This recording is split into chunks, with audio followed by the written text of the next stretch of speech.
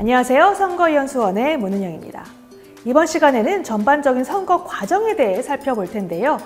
유권자와 후보자의 자격, 선거운동, 후보자의 선택, 그리고 투개표 절차까지 하나씩 짚어보겠습니다. 먼저 우리가 참여할 수 있는 공직선거는 어떤 것이 있을까요? 대통령 선거, 국회의원 선거, 지방선거가 있습니다. 국회의원은 해당 선거구에서 뽑는 지역구 의원과 정당의 득표율에 따라 선출되는 비례대표 의원이 있고요.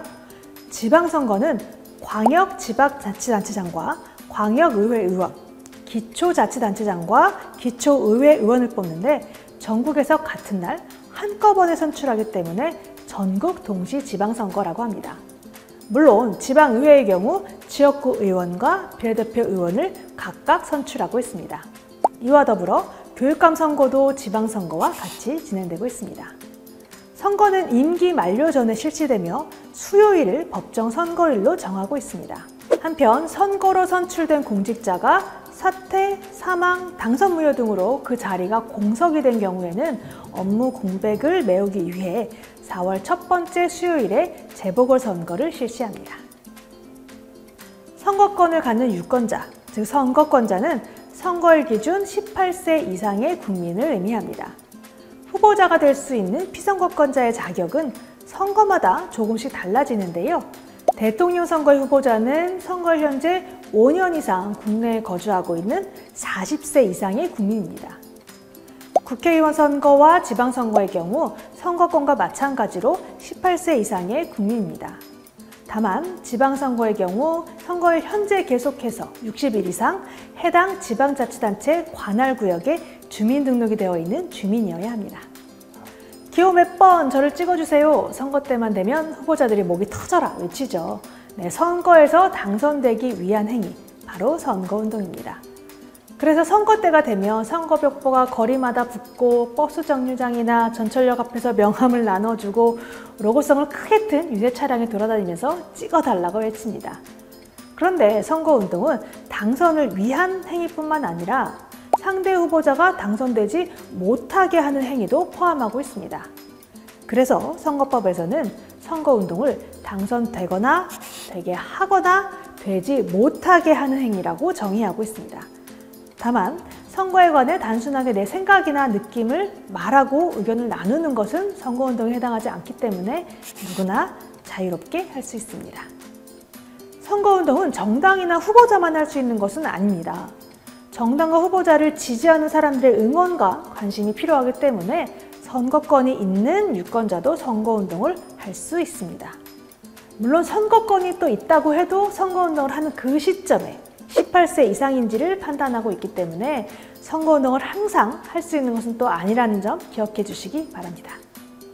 그리고 교사나 공무원 같이 법에 따라 정치적 중립성을 지켜야 하는 사람들은 선거운동을 할 수 없도록 하고 있습니다. 하지만 정당이나 후보자가 할 수 있는 모든 선거운동 방법을 일반 유권자에게 허용하고 있지는 않습니다. 마찬가지로 선거운동을 자유롭게 할 수 있지만 선거 질서를 방해하는 행위는 하지 못하도록 법으로 정해두고 있습니다. 따라서 법에서 금지하는 행위를 한다면 할 수 없는 선거운동, 즉 불법 선거운동에는 어떤 것이 있는지 미리 확인해 두는 것이 필요합니다. 선거에서 가장 중요한 것은 제대로 선택하는 것이겠죠. 그렇다면 선거 정보를 어디서 얻을 수 있는지 그 방법을 아는 것도 중요합니다. 먼저 정치의 중요한 행위자 중 하나인 정당에 대해 알기 위해 정당 홈페이지를 둘러보시기를 추천드립니다. 두 번째는 선거에서 정책과 공약을 파악하는 것이 가장 중요한 대목이므로 선거관리위원회에서 운영하고 있는 정책 공약마당을 통해 정당과 후보자의 정책, 공약을 비교할 수 있습니다. 세 번째는 후보자들의 발언 모습 등을 한 번에 파악해 볼 수 있는 TV토론 시청하기를 권하고 싶고요. 네 번째는 선거 분위기를 가장 잘 느낄 수 있도록 해주는 거리 곳곳에 붙어 있는 선거 벽보를 활용해 보는 것도 추천합니다. 다섯 번째는 선거 정보를 천천히 꼼꼼하게 볼 수 있는 방법으로 선거 기간 동안 각 집으로 배달되는 정당 후보자의 홍보물인 선거공보를 함께 보는 것입니다. 마지막으로 중앙선거관리위원회, 사이버선거역사관의 선거체험관도 있으니 활용해 보시기 바랍니다. 정당도 많고 후보자도 많아서 정당이나 공약을 비교하는 것도 쉽지는 않죠. 이럴 땐 선거 벽보나 홈페이지, 유세 차량을 통한 선거운동에서 정당인 후보자가 반복적으로 강조하고 있는 구호, 슬로건을 한번 살펴보세요. 다른 정당이나 후보자들과 차별화하려는 지점을 핵심적으로 담고 있기 때문에 직관적으로 파악해 볼 수 있습니다. 또 10대 공약, 5대, 3대 핵심 공약 등을 중점적으로 비교해 보는 것도 추천드립니다. 아니면 분야별로, 즉 교육정책에 제일 관심이 많다면 교육정책을 몇 번째 공약으로 내세우고 있는지, 내용과 실행 방법에서는 어떤 차별점이 있는지 확인해 보면서 나만의 선택 기준을 찾아 나갈 수 있습니다. 그리고 후보자들이 내세우고 있는 정책이나 공약만큼이나 중요한 것은 실천할 수 있는 능력과 자질이겠죠. 그래서 후보자들의 경력, 학력, 재산 신고액, 병역사항, 납세 실적 등을 확인해 보는 것도 우리의 선택을 결정짓는 중요한 요소가 됩니다. 이 정보는 중앙선거관리위원회 선거통계 시스템에서 살펴볼 수 있고 집으로 배달되는 선거 공보에도 담겨 있습니다. 선거일이 되면 내가 사는 곳에서 가까운 곳에 지정된 투표소에 가서 오전 6시부터 오후 6시 사이 투표하면 됩니다. 다만 법정 공휴일이 아닌 날에 치러지는 재보궐선거의 경우 투표 시간은 오전 6시부터 오후 8시까지입니다. 그리고 선거 당일 투표하기 어려운 사람들을 위한 제도로 사전투표가 있습니다. 선거일 전 5일부터 2일간, 즉 금요일과 토요일에 할 수 있으며 별도의 사전 신청 없이 전국에 설치된 사전투표소 어디에서나 투표할 수 있습니다. 이 외에도 신체장애나 군인, 경찰 등 투표소에 직접 가기 어려운 경우에는 미리 신고한 뒤 자신이 머무는 곳에서 우편으로 투표할 수 있는 거소투표 제도가 있습니다. 투표소 가기 전에 반드시 챙겨야 하는 것이 있는데요. 바로 신분증입니다. 중복투표나 대리투표를 방지하기 위해 선거인명부에 본인 확인을 해야 합니다. 관공서나 공공기관이 발행하고 생년월일이 기재되어 있고 사진이 붙어 있는 것으로 주민등록증, 학생증, 청소년증, 여권 등이 있고요. 모바일 학생증 등은 신분증으로 인정되지만 신분증을 촬영하거나 화면을 캡처한 이미지는 인정되지 않습니다. 이번에는 투표용지를 살펴보겠습니다. 대통령 선거에서는 한 장의 투표용지를 받게 됩니다. 기호, 정당명, 후보자 이름이 써있고 바로 옆에 기표칸이 있습니다. 국회의원 선거에서는 지역구 의원 투표용지 한 장, 비례대표 의원 투표용지 한 장, 이렇게 색깔이 다른 2장의 투표용지를 받게 됩니다. 마지막으로 지방선거 투표용지가 좀 복잡하고 많은데요. 투표용지가 많다 보니 1차, 2차 나눠서 받습니다. 그래서 1차에서는 교육감, 시도지사, 자치구시군의 장 이렇게 3장의 투표용지를 받고 2차에서는 지역구 시도의원, 비례대표 시도의원, 지역구 자치구시군 의원, 비례대표 자치구시군 의원 이렇게 4장을 받게 됩니다.